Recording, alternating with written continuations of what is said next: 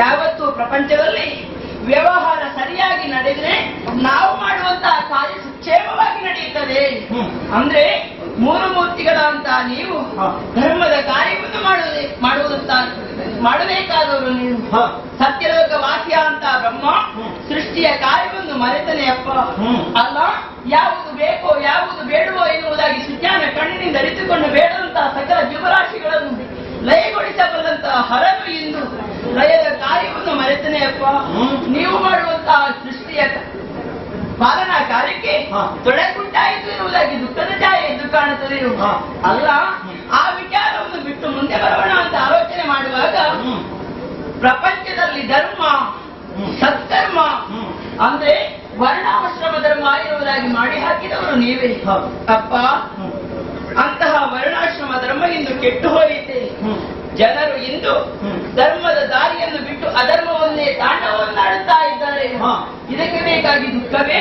ಯಾಕೆ ಬೇಕಾಗಿ ತಂದೆ ನಮ್ಮ ಸೃಷ್ಟಿ?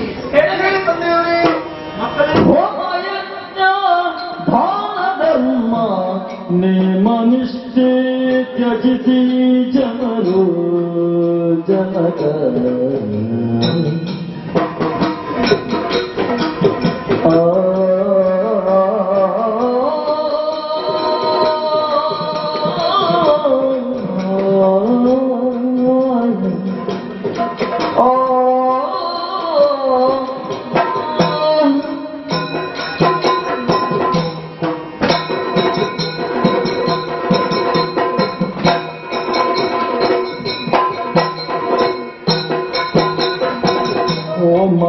ಯಜ್ಞಾದಾನ ಧರ್ಮ ನೇಮನಿಷ್ಠೆ ತ್ಯಜಿಸಿ ಜನರು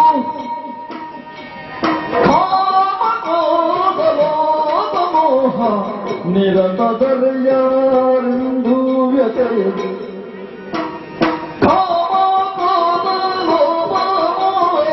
ನಿರತರ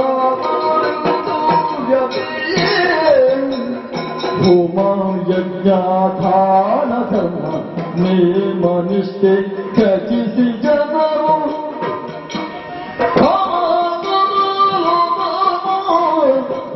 ನಿರತರದರೆಂದು ವ್ಯತೀತ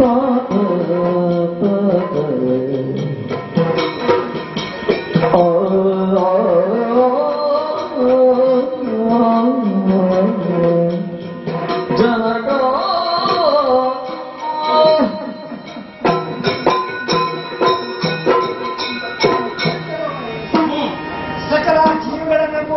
ಉದರದಲ್ಲಿ ಇರಿಸಿಕೊಳ್ಳುತ್ತೆ ಇದ್ದುದರಿಂದ ನಿಮ್ಮನ್ನು ಬ್ರಹ್ಮ ಎಂದು ಕೊಂಡಾಡುತ್ತಾ ಇದ್ದಾರೆ ಅಪ್ಪ.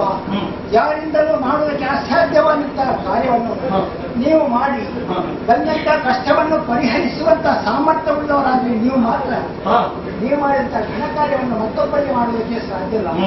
ಅದೆಷ್ಟೋ ಮಂದಿ ಹಿಂದೆ ದುಷ್ಟ ದಾನವರು ಹುಟ್ಟಿ ಜಗತ್ತಿಗೆ ಅನ್ಯಾಯವನ್ನು ಮಾಡಿ ಲೋಕಕಂಟಕರಾಗಿ ಮೆರೆಯುತ್ತಿದ್ದಂತಹ ಸಂದರ್ಭದಲ್ಲಿ ಅವರನ್ನು ವಧಿಸಿದಂತಹ ಮಹಾಮಹಿಮನೆ ಹೀಗಿರುವಾಗ ನೀವು ಮಾಡ್ತಿರುವಂತಹ ಕಾರ್ಯಕ್ಕೆ ಇಲ್ಲ ನೀವು ವಿಘ್ನ ಬಂತಿ ಅಥವಾ ದಾನ ಧರ್ಮ ಯಾಗ ಯಜ್ಞಾದಿಗಳಿಗೆ ಕುಂತು ಬಂತೆ ಸಾಧು ಸಜ್ಜನರಾದಂತಹ ಬ್ರಾಹ್ಮಣರಿಗೆ ಏನಾದರೂ ತೊಂದರೆ ಅಪ್ಪ ಮಕ್ಕಳಿಗೆ ಗೋಗಳಿಗೆ ಕಷ್ಟ ಬಂತೆ ಅಪ್ಪ.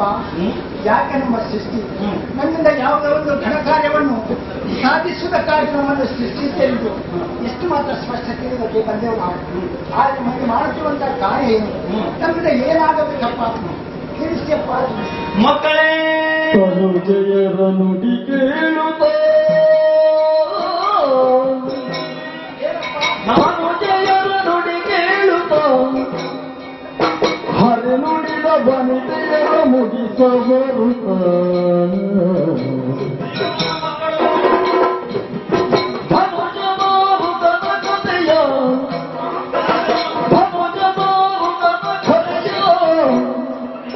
ಅದರಿಂದ ತನಗೊದಗಿರುವ ವ್ಯಥೆಯ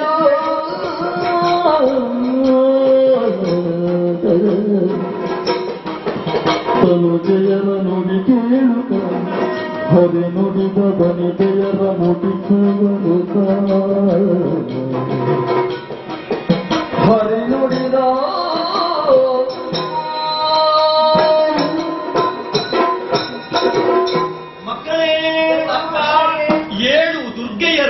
ನೀವು ಉದಿಸಿ ಬಂದಿದ್ದೀರಿ.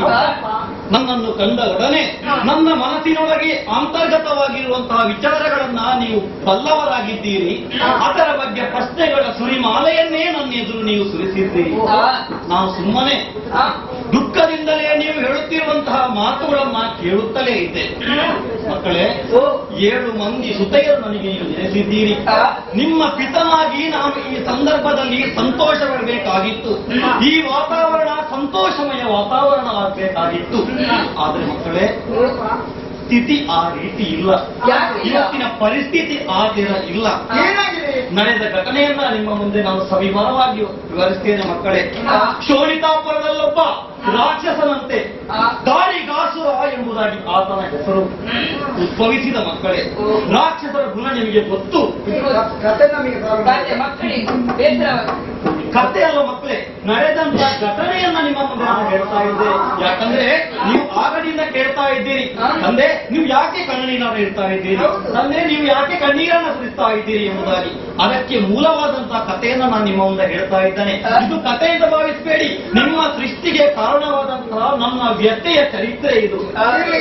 ದಾರಿಕಾಸುರನೆಂಬಂತಹ ರಾಕ್ಷಸ ಮಕ್ಕಳೇ, ಉದಿಸಿ ಬಂದವ ಸುಮ್ಮನೆ ಇರಲಿಲ್ಲ.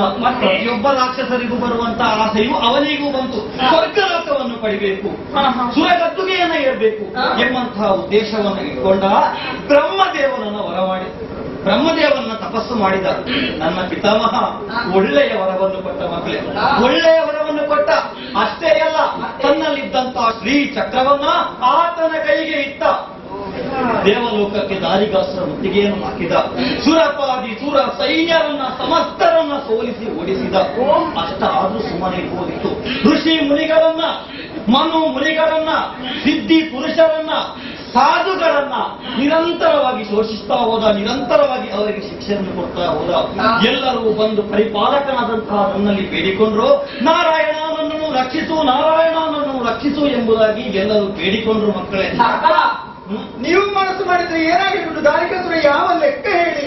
ನೀವು ದೂರು ಮುಟ್ಟಿದೆ. ನಾನು ಹಾಗೆ ತಿಳ್ಕೊಂಡೆ. ಹಾಗಾದ್ರೆ ಕತೆ ಮುಗಿಯಿತವನ. ದೇವೇಂದ್ರ ಬಂದು ಹೇಳಿದ, ಅವನಿಗೆ ಸಮಾಧಾನದ ಮಾತನ್ನು ಹೇಳಿದೆ. ನೀವು ಹೇಳಿದ ಹಾಗೆ ಲೋಕ ಪರಿಪಾಲಕನಲ್ವ ನಾನು, ದುಷ್ಟರನ್ನು ಕೊಂಬೇಕಲ್ವ ನಾನು. ಗರುಡ ವಾಹನನಾದೆ, ಸುದರ್ಶನ ಚಕ್ರವನ್ನ ಕೈಯಲ್ಲಿ ಹಿಡಿದೆ. ಹೌದಿಯಪ್ಪ? ಇಲ್ಲಮ್ಮ, ಹೋದವನೇ ದಾರಿಕಾಸುರನನ್ನು ತಡೆದು ನಿಲ್ಲಿಸಿದ್ದು ನನಗೆ ಗೊತ್ತಿದೆ. ಕೈಯಲ್ಲಿದ್ದಂತಹ ಸುದರ್ಶನ ಚಕ್ರ ಯಾಕೋ ತನ್ನ ಬಲವನ್ನು ಹೊಂದುತ್ತಾ ಹೋಯಿತು. ದಾರಕಾಸುರನ ಪ್ರತಿಯೊಂದು ಹೊಡೆತಕ್ಕೆ ಸುದರ್ಶನ ಚಕ್ರವು ಉತ್ತರ ನೀಡುವಲ್ಲಿ ತಲ್ಲಣಕ್ಕೆ ಒಳಗಾಯಿತು ಮಕ್ಕಳೇ. ಅಷ್ಟೇ ಅಲ್ಲ, ಅವನ ಕೈಯಲ್ಲಿದ್ದಂತಹ ಬ್ರಹ್ಮದೇವರು ಕೊಟ್ಟ ಶ್ರೀಚಕ್ರಕ್ಕೆ ಹೆದರಿ ನನ್ನ ಕೈಯಲ್ಲಿದ್ದಂತಹ ಸುದರ್ಶನ ಚಕ್ರ ತಲೆಬಾಗಿತ್ತು ಮಕ್ಕಳೇ. ಸುದರ್ಶನ ಚಕ್ರ ತಲೆಬಾಗಿತ್ತು. ಅಪ್ಪ, ವಿಶ್ವನಾಯಕರು ಅಂತ ನಿಮಗೂ ಸೋಲೆ. ಸುದರ್ಶನ ಚಕ್ರ ನಮ್ಮ ಶಕ್ತಿ. ಸುದರ್ಶನ ಚಕ್ರವಿಲ್ಲದೆ ಮಹಾವಿಷ್ಣು ಯಾವತ್ತೂ ಇಲ್ಲ. ಯಾವಾಗ ಸುದರ್ಶನ ಚಕ್ರ ಶ್ರೀ ಚಕ್ರಕ್ಕೆ ತಲೆಬಾಗಿತೋ ಅವತ್ತು ನಾರಾಯಣನು ಸೋತು ದಾರಿಗಾಸುರನ ಕೈಯಲ್ಲಿ ಬಂದಿಯಾದ. ಅಷ್ಟೇ ಅಲ್ಲ ಮಕ್ಕಳೇ, ನನ್ನ ಕೈಯಲ್ಲಿದ್ದಂತಹ ಸುದರ್ಶನ ಚಕ್ರವನ್ನ ಕಿತ್ತು ದಾರಿಕಾಸುರ ಎಳೆದುಕೊಂಡು ಹೋದ. ನಿಮ್ಮ ಸೃಷ್ಟಿ ಇದಕ್ಕೆ ಮಕ್ಕಳೇ.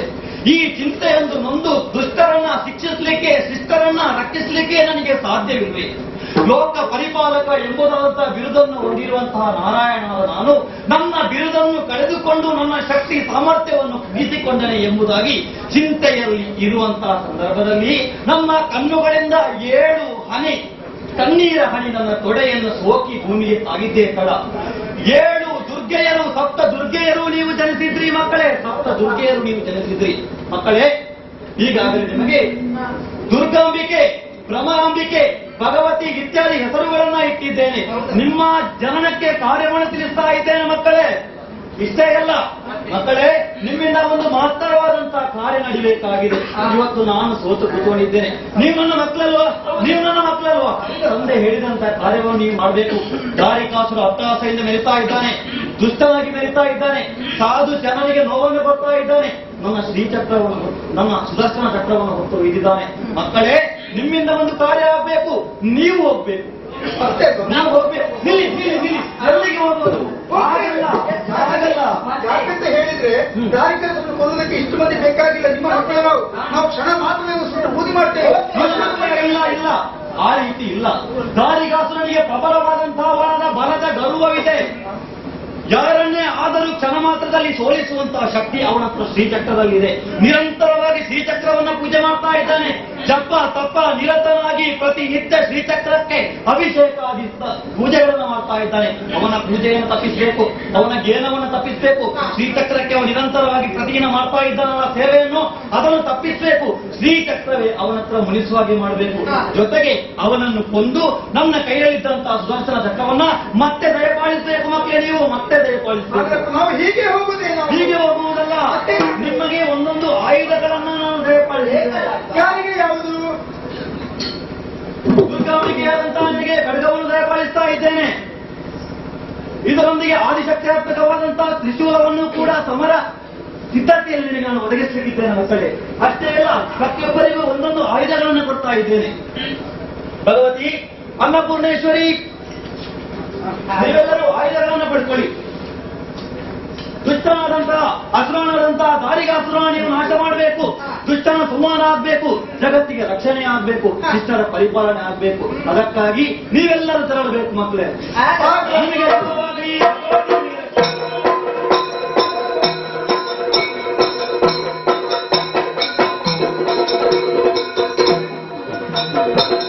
ಯಾಕೆ ನಿಲ್ಲಿಸಿದ್ದು? ನಿಲ್ಲಿಸುವುದಕ್ಕೆ ಕಾರಣ ಹೋಗೋಣ ಹೋಗೋಣ. ಹೌದು, ಅವಸರವಾಗಿ ಬಂದಿದ್ದೇವೆ ನಾವು. ವಿಶ್ವನಾಯಕನ ಆಡತಿಯಾಗಿದೆ. ದುಷ್ಟ ದಾರಿಯಿಂದ ಬದಲಾಗಬೇಕು. ಕೇವಲ ಶಕ್ತಿಯಿಂದ ಸಾಧ್ಯವಿಲ್ಲ, ಯುಕ್ತಿಯಿಂದ ನೋಡಿಕೊಳ್ಳಿ ಎನ್ನುವುದಾಗಿ ಹೇಳಿದ್ದಾರೆ. ಹೌದು. ನಾವು ಹೀಗೆ ಹೋದ್ರೆ ಆಗ್ತದ? ಇನ್ನೇನು ಮಾಡೋಣ? ಒಂದು ಪರೀಕ್ಷೆ ಆಗಬೇಕು ಆತನ. ಹಾಗೆ ಅಂದ್ರೆ ನಾವೀಗ ಒಂದು ವೇಷ ಮಾಡಿದ್ವಿ. ವೇಷ ಹಾ, ವೇಷ ಮಾಡಿದ್ದು ಸಾಕಾಗಿದೆ. ಅಲ್ಲ, ನನಗೊಂದು ಆಸೆ ಉಂಟು. ಏನು? ಈ ವೇಷ ಬೇಡ, ಅಂತವರನ್ನು ಮೋಸಪಡಿಸುವುದಕ್ಕೆ ಬೇಕಾಗಿ ನಮ್ಮಪ್ಪನ ಕೈಯಲ್ಲಿದ್ದಂತಹ